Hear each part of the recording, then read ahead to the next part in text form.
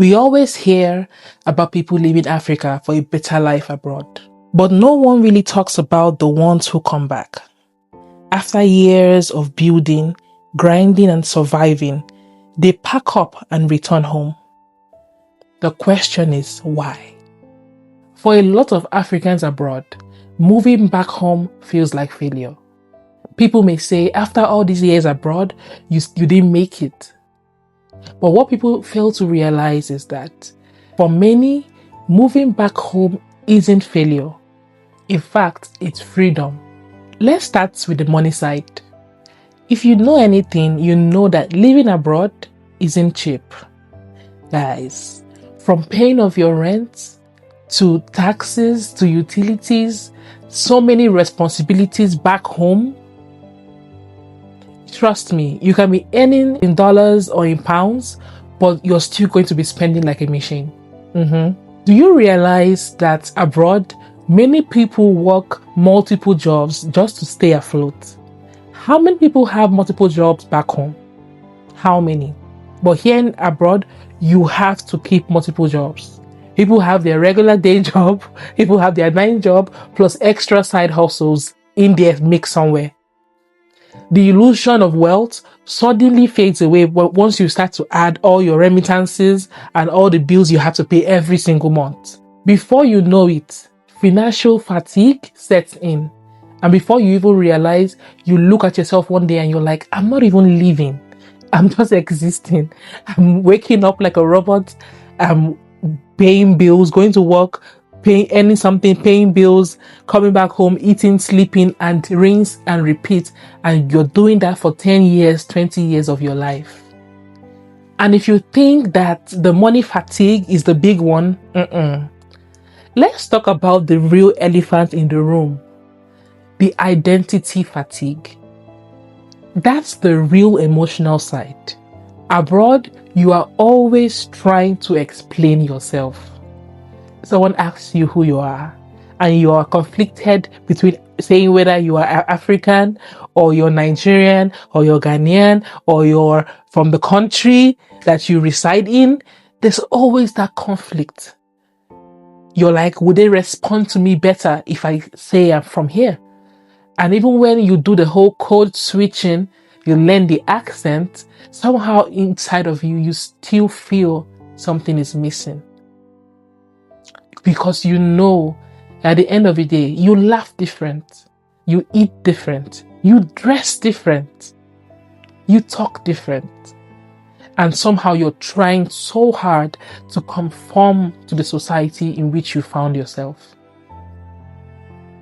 And again, after so many years of acting this same script, you get tired. Because that's not who you really are. You long to be around the people that resonate with you, the people that speak the same language as you, the people that talk like you, dress like you, speak like you, eat the food that you eat. If you don't know, guys, cultural loneliness, it's a real thing. Being surrounded with so many people but still feeling unseen, it's real. People go through that every single day at work, where you have to work around people that don't relate to your stories.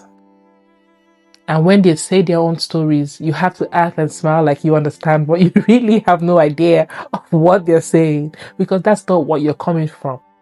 The feeling of missing community, just being around people that you know and know you and see you. Yes, identity fatigue, it's a real thing. And many Africans abroad are dealing with it quietly. Because when they speak up, people do not really understand. So that's why moving back home, it's not really about comfort. It's more about feeling whole again. You see, for many of us, maybe like myself, the dream was really simple coming to the diaspora. It was make money, succeed, and send help back home.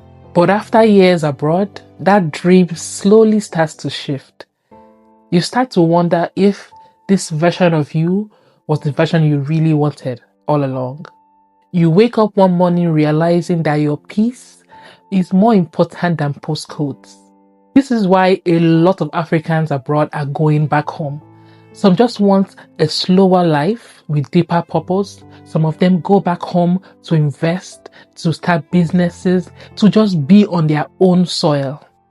And a few, they go back home because they've healed and they can afford to. Of course, guys, I'm not living in a bubble. I know that going back home, it's not easy. And going back home has its own struggles. Trust me, there's also the reverse culture shock. Feeling like a stranger in your own land after being away for so long, trying to find your place, trying to find where you fit in.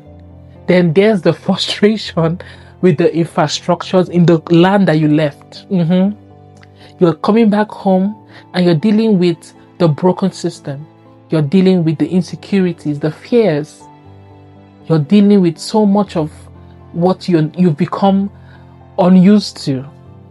And this is why some returnees struggle to adjust to the life back home, even after returning, because they've gotten used to the life, the structure that the other place or the other city or land or wherever they have been to has provided.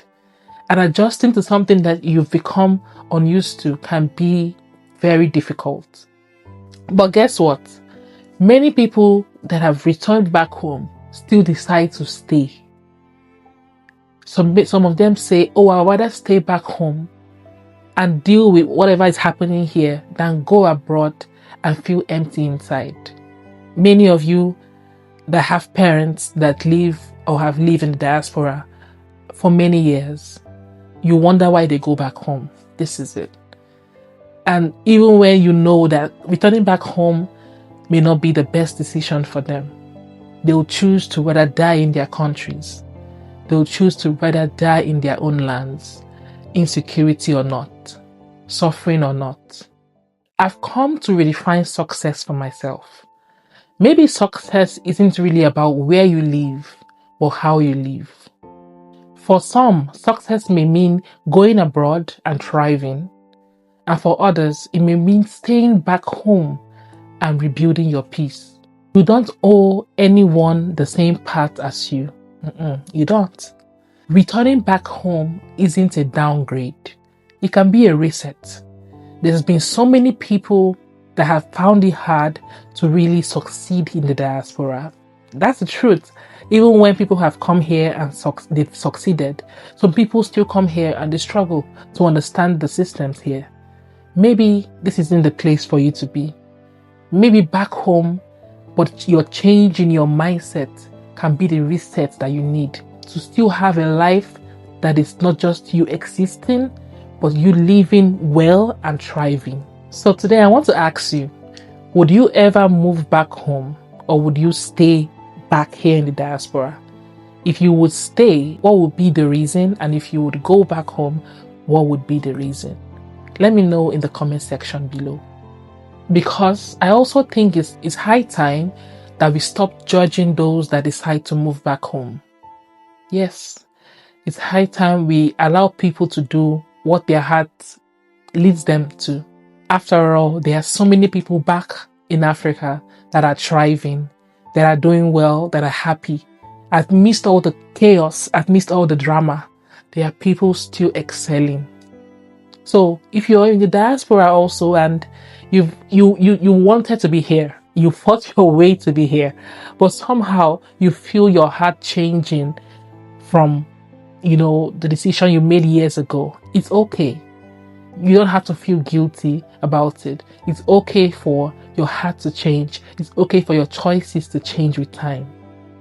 If you have to go back home, if you want to go back home, listen to your heart. Do what you need to do. But find peace at the end of the day. So guys, if you've come to the end of today's video, thank you so much for watching and for hanging through. I'll see you in my next video. God bless and bye.